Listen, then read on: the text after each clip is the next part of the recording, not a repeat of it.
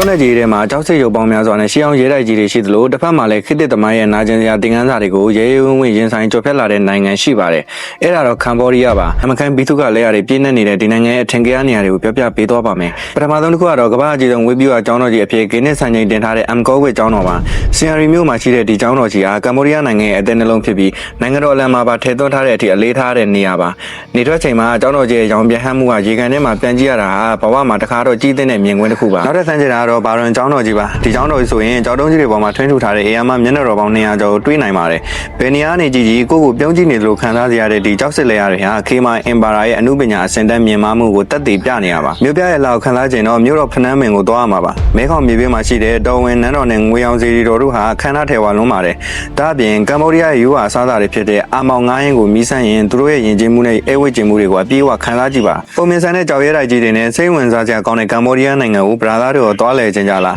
အရှိတောင်အာရှရဲ့ဒီရှေးအောင်အမွေနှစ်အကြောင်းတွေရောဘယ်လိုထင်ကြလဲဆိုတာကွန်မန့်မှာပြောပေးသွားပါအောင်